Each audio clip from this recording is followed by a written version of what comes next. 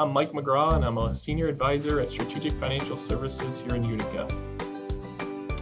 So today I have a special guest with me here, and when we think about financial wellness, it certainly can cause and be a harm to our heart health. It can cause anxiety, it can cause stress, and really what I'm here today with my special guest to do is really answer some questions that he has.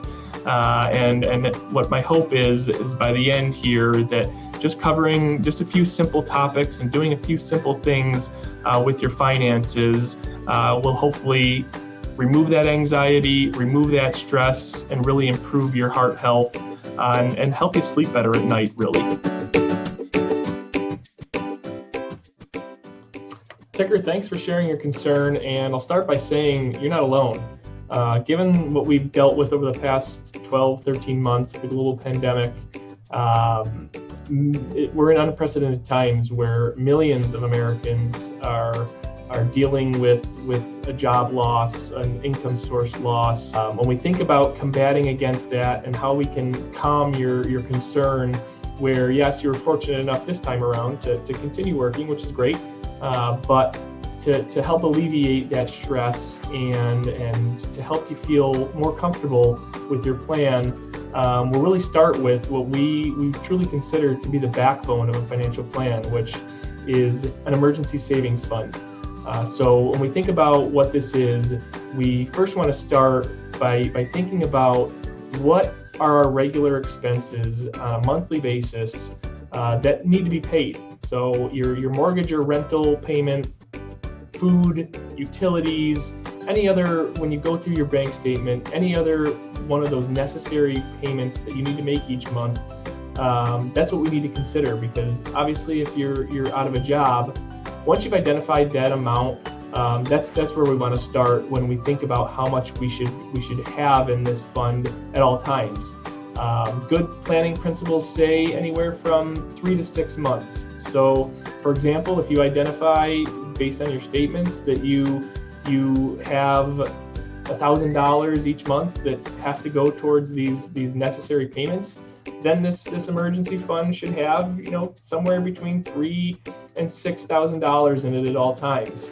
And when we think about why this is the backbone of a financial plan, because there are oftentimes, even in normal times, there's emergencies that happen. And again, the goal would be is to help you build this fund and to be sure that in case of emergency going forward, you're able to sleep better at night knowing that if this comes up, if this happens, that you're well prepared for it.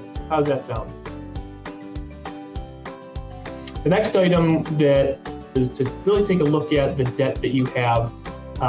So any outstanding loans, whether it be a mortgage or an auto loan, student loan, and most importantly, any current credit card debt that you have, we really want to break that down and really look under the hood and take a look at, first and foremost, the interest rate on each of those forms of debt. And so once we've identified which of those debts have the highest interest rate, which most likely the answer will be any credit card debt that you have, we really want to create a plan to tackle paying off that debt first and foremost. How does that sound? Good plan? Now, again, what we really want to focus on is your longer term future, and what the end goal, as we've talked about, is to allow you to envision the ideal life that you want to live in this next stage of your life. So again, the work you've done up until this point is going to allow you now to start saving for your future.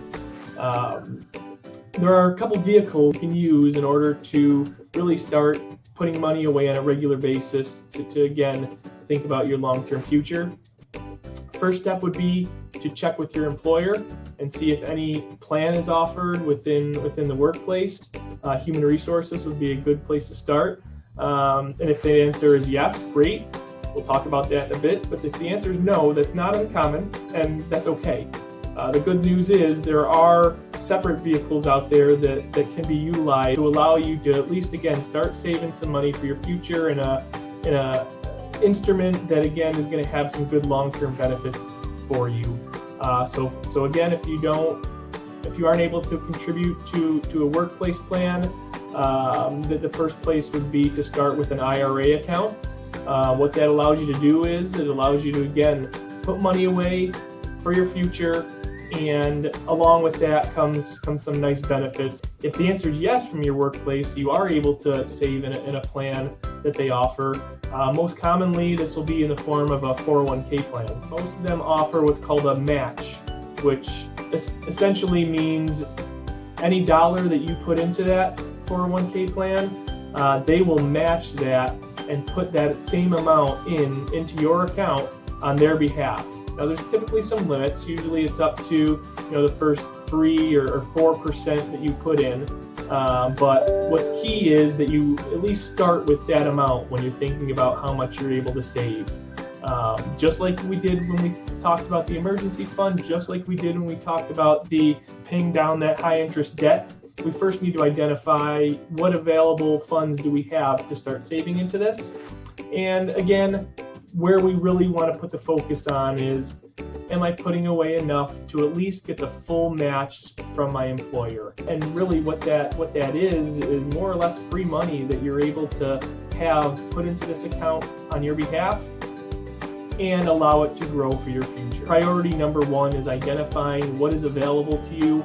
And then once you have identified that, we'll really work together to put a nice plan in place and identify maybe some more opportunities that there may be out there. And as I said, this is that last final piece that hopefully will remove that stress, that ongoing anxiety, and the long-term benefits for your heart health, for that retirement plan that we've talked about is really going to start to come to fruition.